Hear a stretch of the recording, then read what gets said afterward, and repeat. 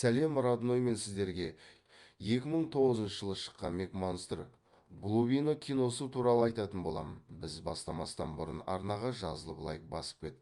Кино Филиппин траншиясында ядролық сүңгуір апатқа ұшырауымен басталады. Апат сигналына келген су астындағы құтқару жөніндегі маман Джонас Тейлор бір топ ғалымдарды, соның ішінде доктор Хеллерді құтқарып үлгереді. Bir кезде оның су асты кемесін белгісіз зат қатты зақымдайды.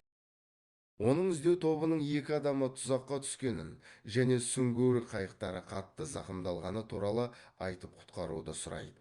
Көмекке асыққан Тейлорға қайықтың жарылып кетуі мүмкін екендігі туралы ақпарат алады.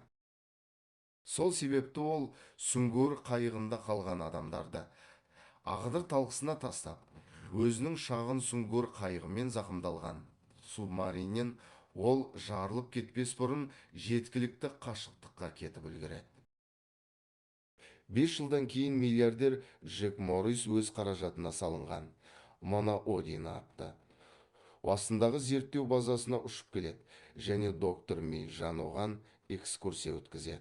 Шан мен оның қызы океанограф Суин Марена траншеясының терең бөлігін зерттеу миссиясын басқарады. Отырған көк сутектің бұлты депрессияның терең қабаттарын радардан жасыра алады және сонымен бірге термоглин түседі. Оның суы оның үстінен және астынан әлдеқайда суық. Бұл күкірт сутектің артындағы кеңістікті зерттеуге жіберілген терең теңіздегі Батиск авты Тейлордың бұрынғы әйелі Лори басқарады. Одан басқа азиялық Тоши және күшті скандинав Ол өз саласының мамандары. Алдымен миссия жақсы жүріп жатады. Олар күкірт сутектің астына түсіп, су астындағы жаңа жануарлармен, медузалармен және өсімдіктермен жаңа орта табады. Бірақ содан кейін Батиск авқа үлкен бір нәрсе шабуыл жасайды және ол Мана Адимен байланысын жоғалтады.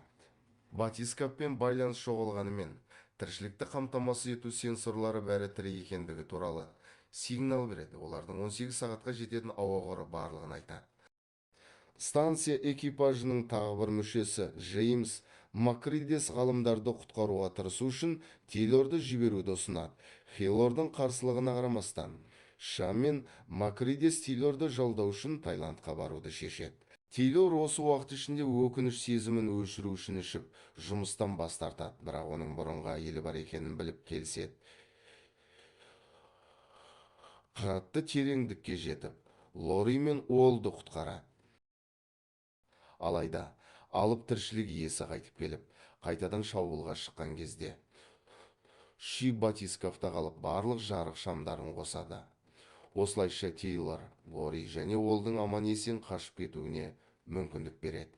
Мана Один дейді экипаж тіршілік иесінің мегалодон ежелгі үлкен акула екенін біледі және ол батискафтардың батып кетуіне байланысты пайда болған термокриндегі жылу саңылауынан өтіп, депрессияның тереңінен пайда болды деген тұжырым жасайды.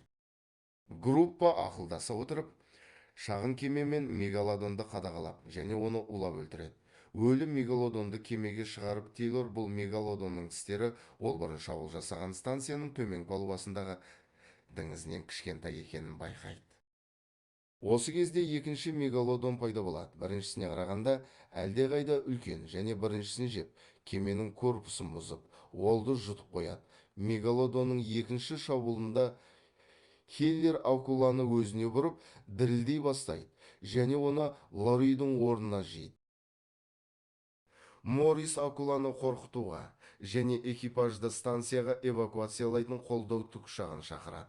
Қайықты жою кезінде алған жарақаттардан доктор Жан қайтыс болады. Түскен кезде Моррис тікұшақ экипажына оған өзгертілген терең зарядтарды тастауды бұйыра отырып, екінші мегалодонды жоюға тырысады.